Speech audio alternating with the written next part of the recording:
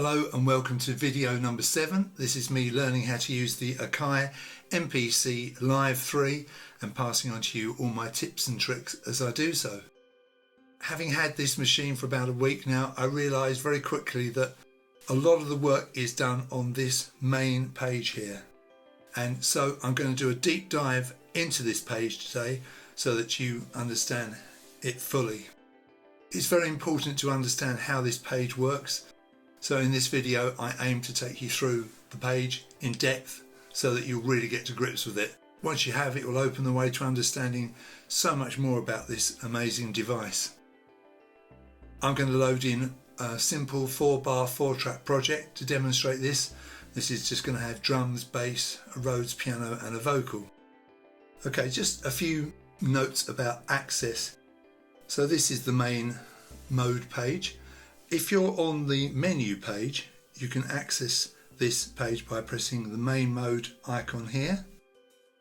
Or if you've been to the main mode page before and you're on the menu, just press this arrow here at the top left, that takes you there. However, if you've been on something like a range or mixer and you're in the menu and you press this arrow, you won't go to the main page. You'll go back to the previously visited page. And by the way, if you're on this main page and you want the menu page, this icon at the top left represents the menu, all those little squares. And there it is. So all that was a bit futile because you've got two buttons labelled main and menu, so you don't really need to worry about that. But I thought I'd just point that out to you. Here's a quick tip for you before we go any further.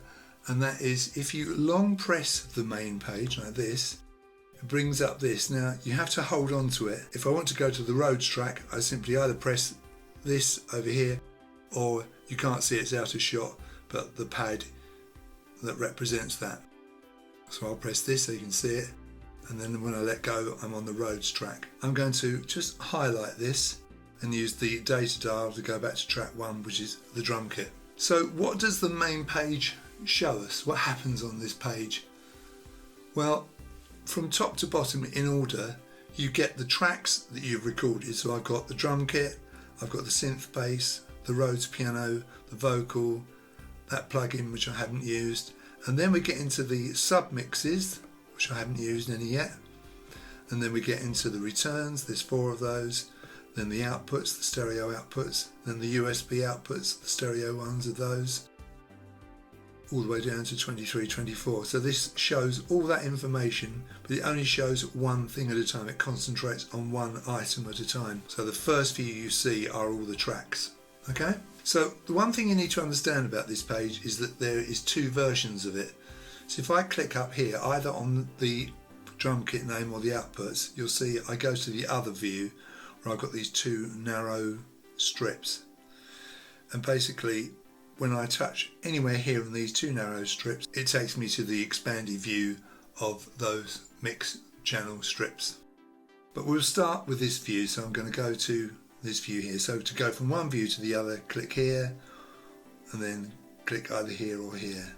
Okay, but we'll start with this, what I call version 1. If you're on this version of the main page, it gives you more information and control over the sequence up here, whereas version 2 here gives you more information and control over the tracks, FX and the outputs and the effects on that and the ins and the outs. You'll change these views over as you need them.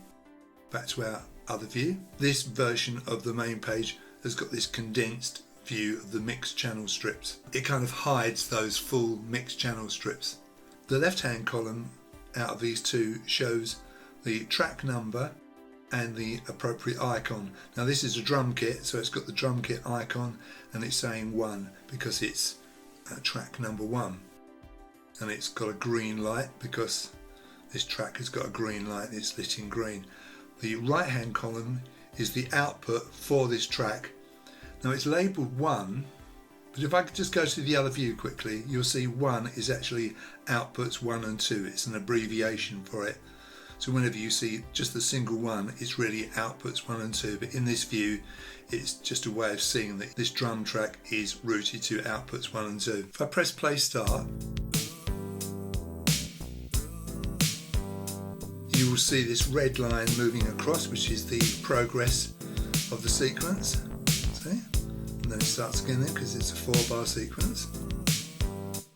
Now at the top right of this page, we've got this toolbar. You can see the sequence position in bars, beats and ticks. You can see the quantize setting, the time correction, and it's set to 16ths, semiquavers. You can find the metronome button here. If I press this, it takes me to the metronome setup, which I showed you in another video. And then we've got the automation button. So it's green at the moment. If I press it, it goes red. So I would be writing automation in this mode. Very small over here, we've got the MIDI monitor, which I'm not using at the moment. So that's the toolbar at the top.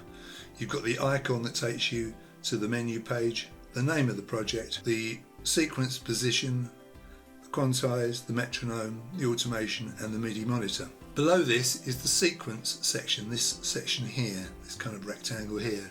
And we can see the sequence name, which is intro, the amount of bars that it lasts for, which is 4, a start and end time, the transpose button, which is off at the moment, and the loop button, which is on at the moment. If I just press that, it's off, press it again and it's on. We have this pencil icon here. If I press this, this takes me to the sequence edit page where I can do all manner of things like erase, clear all, clear events, trim, transpose, etc. Just close that for the moment. I'm not going to go down these rabbit holes.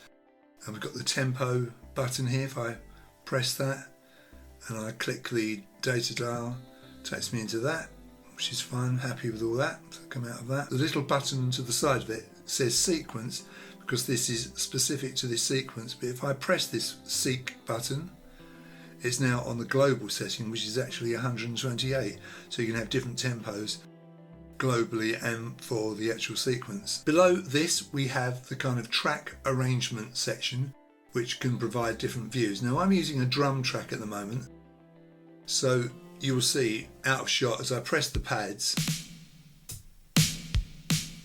I've got different samples appearing in this window. This is the kick drum, which is stereo, that's a snare drum, which is stereo, and a hi-hat sample there, which is mono. And I can see the start and end points of the sample, so I could drag the start here and bring the end here.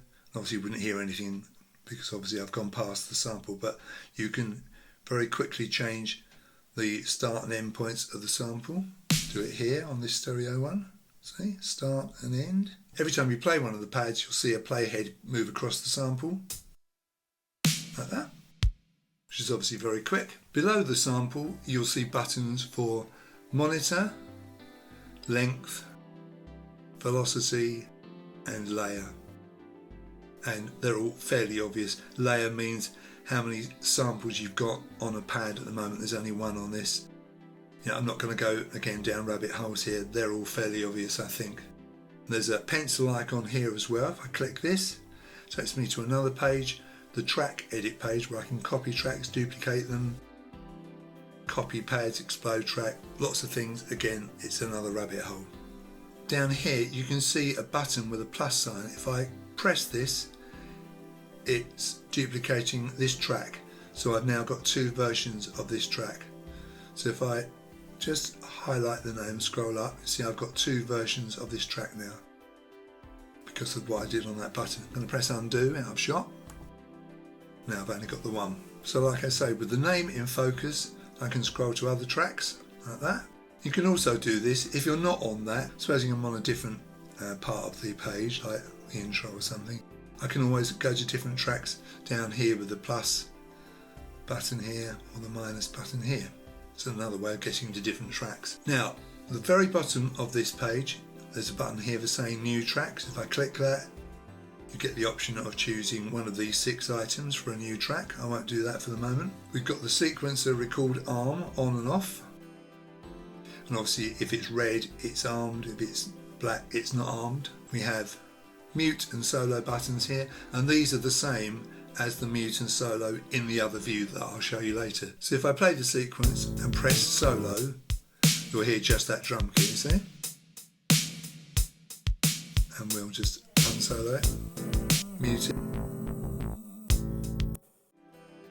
Obviously we have this square here labelled arrangement, so if I press that, you will see how this instrument appears as part of the overall arrangement.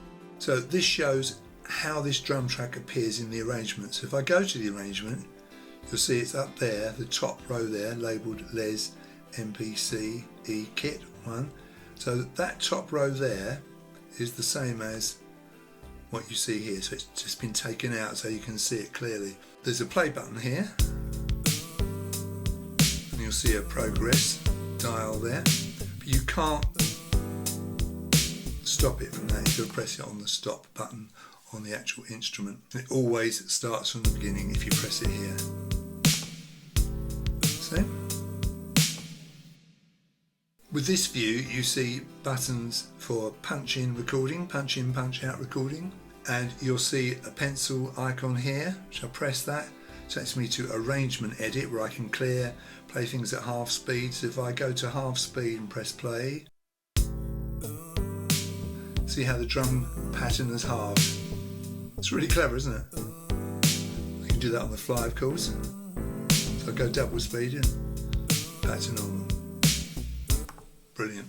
Below this we have another one of these duplication buttons. It's got a little plus sign on it. If I press that, and I've now duplicated the arrangement. So I don't want to do that, I'm going to undo that. So if you want to come out of this, just press the name and then you're back to showing the samples. At the moment I'm using a drum kit. If I'm using a plugin, things are a bit different. So I'll drop down to the synth bass, track 2. This is a plugin. We know that because it's got this plug icon here, plug graphic here. It says down here it's bassline and the preset is soft thumper. So some things are different, like I say. Just below the arrangement word you'll find the circular icon which leads to the page where you can edit the patch. If I go to the drum kit, you can see you've got layer here. If I go to the synth bass, this says transpose, it's different. And if I press this button here, it looks like the pads because it is the pad perform page that it leads to, and I showed you that in a different video. Now if we have an audio track in focus, let's go to my vocal. Again, things are a bit different. Below the waveform, here's the waveform of my vocal that I did. You see that an input setting. See, with the Rhodes it was velocity, here it's input, and instead of transpose we've got edit audio. If I press that, I go to a page where I can literally do that, edit the audio, and I'm not going to do that for the moment. Now of course I said that this page shows you the tracks. If you go below these you get into submixes and turns and outputs. I'm not going to go into these. I think these speak for themselves fairly obviously. You can add effects to these in these effect slots. At the moment I think it's the tracks that interest us the most. I will deal with other track types like key group, MIDI, maybe CV at a later date. I don't have any CV gear, so I may not be able to show you that. Maybe I'll buy a little module so I can show you that. But anyway, we'll come out of that for the moment. Now, on the far left of the screen, you will see from top to bottom the browser folder, the channel mixer, which is for viewing the main audio mixer here, see? Come back to that. This here is the pad mixer.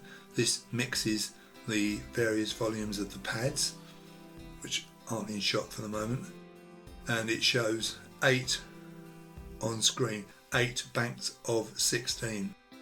So a lot of pads you can use and mix. The banks are A to H, and they can be accessed with the buttons A, B, C and D above this screen, which you can't see at the moment. Like I say, I'm concentrating on this page for the moment. The button here, now I'm on a drum track. This will take me to different drum kits, but if I come back to here and I go to, say, the synth bass and I press this button, it will take me to all the instruments that I could load in, including my lovely Dura that I've just bought. So obviously it depends on what sound you've got up here, what happens with this button here. Finally, down here you've got the XYFX button. If I click that, it says XYFX has not been loaded onto this track. So I could very quickly show you that. If I press insert XYFX like this and press setup, I'll use this one, beat repeat LPF, and press play. Press setup again. Now this way it's changing the filter, and as I get further over to the right, it's faster and faster. So it's working on outputs 1 and 2 at the moment.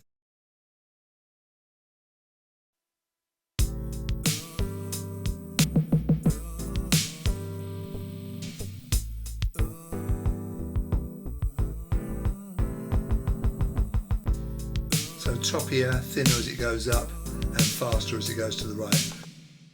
That's probably a video all on its own, but that is the XYFX page. It's this bottom icon here labelled XY.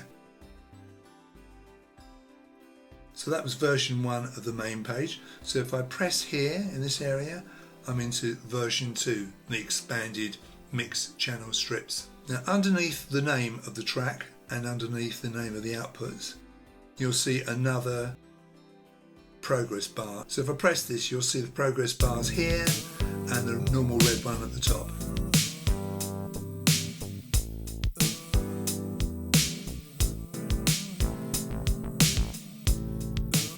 Now to the right of the track name, you've got this cog wheel icon, so I'm going to press that, and that takes me into the track settings page where you can change the name of the track. Okay, you can reposition the track. So if you don't want it to be track number 1, you can change it to track number 2, track number 3, whatever you want. I'm going to move that back to track 1. You can arm the track for recording, and you can sort out the MIDI routing. Now underneath the name of the track, you've got these 4 headings: level, which is on at the moment, FX, send, and IO, which is ins and outs. So if we go to level, below this you can find the panning slider. So if I run the track and I'll pan it,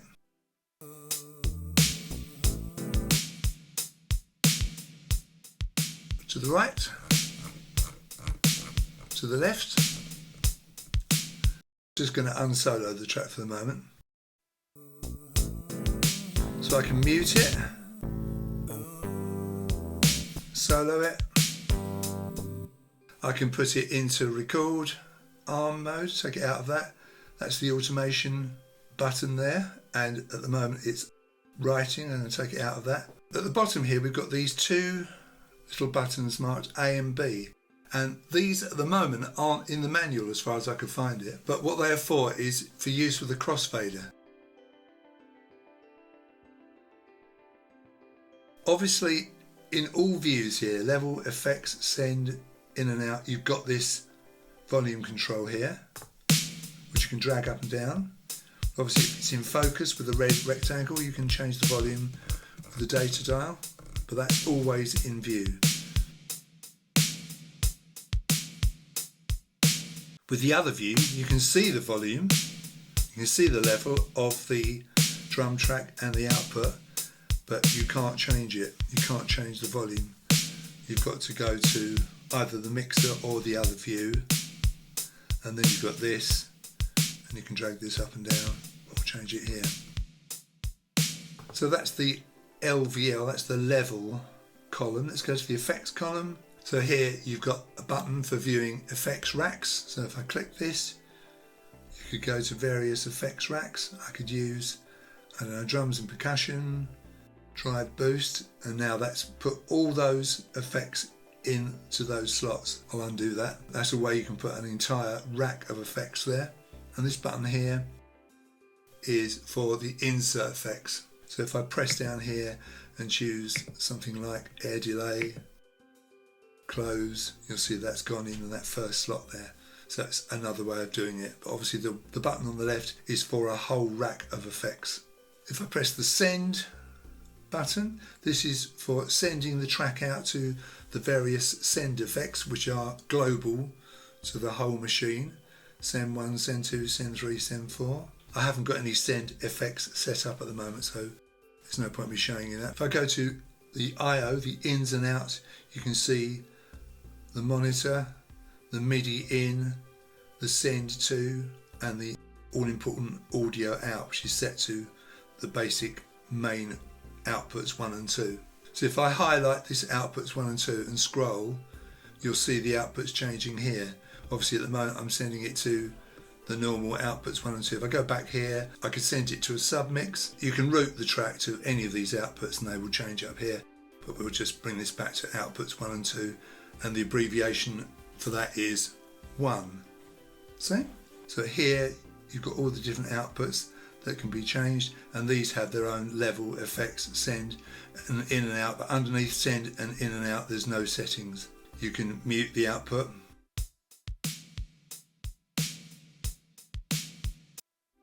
You can do automation, all kinds of stuff. So this view shows a condensed version of either the sample waveform or the arrangement. So if you click this arrangement icon, you'll see it comes up with copy arrangement to clip here. It doesn't do that in the other view. So there's the arrangement with the punch in and out.